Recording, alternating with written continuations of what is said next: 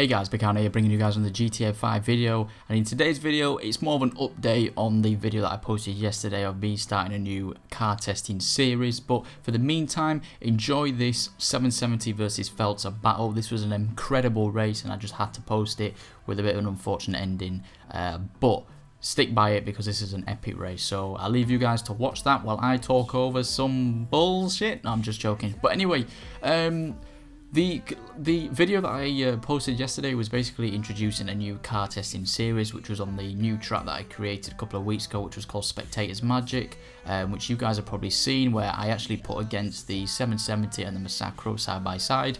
And in the previous video to that, I was talking about how I'm going to test every single sports car and every single supercar in this game. That's still going to apply. However, what I'm wanting to do is actually get a top 10 fastest sports cars, for example, out, you know, for you guys to witness, because we all know, for example, a Futo is not going to be high up in the listings. We all know that a, you know, I don't know, what's the next car, Ferrari GT, that's not going to be up there. So, you know, that's just common sense. And, you know, although I am still going to be testing it because I've still got to find out what the top 10 fastest cars are, they're still going to be tested, but I don't think I'm going to show them, just because it's just going to be not too much effort, because at the end of the day I'm still getting the lap times for them. I'll still be testing them. I'm just not going to be, well, I don't see the sense of recording those, because those cars are not, we know, I mean, the GTA has been, you know, out of 2 years now. We know that if it was from day one, then yes, I would post all the cars.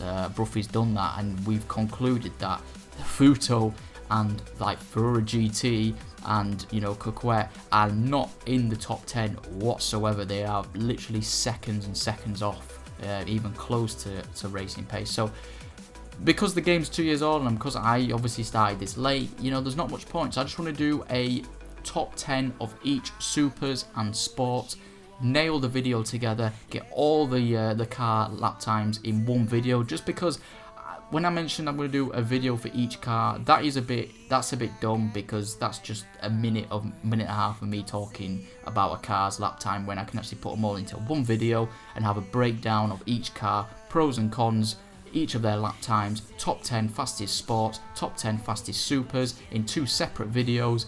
And, you know, when DLC cars come out afterwards, then we can add it to that list, you know. And the lap times of the cars will still be in the spreadsheet, things like the Futo that, you know, I won't be recording, but, you know, they're just not going to be shown, because we know, like I said, I know I keep rambling on about it, but we know how it's going to do. We know it's not going to fare well. It's going to be in the bottom. I mean, there's like 30, there's like 20 odd sports cars in this game. I think 30 now. So yeah, that's what it's going to be. It's going to be a top 10 fastest sports cars in the game on that Spectator's Magic track. So we're gonna have a different way of viewing the top 10 cars, and we're gonna have a different way of viewing the top 10 supercars. So that's what I just wanted to introduce. Anyway, so it's an update to that series. Forget, you know, all the sports cars being tested and shown each individual video. That's not going to happen. It's all going to be in one video as a top 10 for each sports and supers. And hopefully I'll get that video in the next couple of weeks, because obviously I got to do a lot of testing on each cars, and, you know, work out the pros and cons of each, and remember, you know, the different driving styles of it when I'm getting these lap times, trying to get the best out of them. So that's what I've got to do. But yeah, it's going to be interesting. It's going to be interesting to see, because that track is mainly designed for, you know, speed carry and sort of your third and your fourth gear corners. It's got a bit of city at the start, just to sort of influence a car's traction and, you know, acceleration in like first and second gear.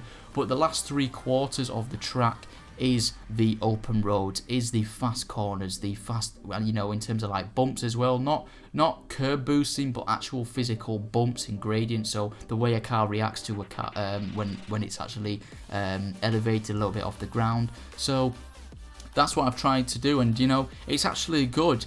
And in a way, Bruffy's got his own testing on the city track, and, you know, like I said in the other video, I go by that testing, you know, as a reference to what cars are good in what area.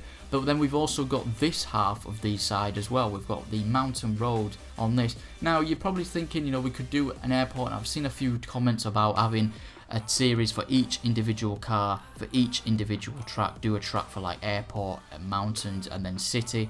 That's a good idea, and I really want to do that, but it's just so much time and effort, and I honestly, this is not me being lazy, but I physically don't have the time to do that. I work full time, and I've got other things like aside from this, so I physically can't mentally prepare myself to do that. So, you know, from the two testing series, say Bruffy's got the city and I've mainly got the mountain road mixed with a bit of city at the start anyway. It's going to be interesting. It's going to be interesting to see, and like I said, as DLC cars come, then that's going to be implemented into the videos, and obviously they will be separate videos explaining the cars on there, and they will be added to the spreadsheet. So I'm not going to get the spreadsheet out until all the cars have been tested. So like I said, I'll probably do the sports car first, because I think that's, I might do the supers, and anyway, I'll announce it anyway. If you follow me on Twitter, I'll announce which ones are going up. So I'll do that, and I say it should be in a couple of weeks' time. I'll try and get the best times I can for each car, and then I'll do a top 10 in one video of all that. But yeah, it's great. It's great to see. I just thought I'd make this update so there's no confusion when I'm not uploading a video for each car like I said I would in the other videos. So if you still want to check that video out, because I'm still telling you about what's going to happen, like I'm going to test each car 10 laps and try and get the best out of it, all the same tyres, go do that. But this is an update, so make sure, you know, if people haven't watched this, then, you know, go tell them.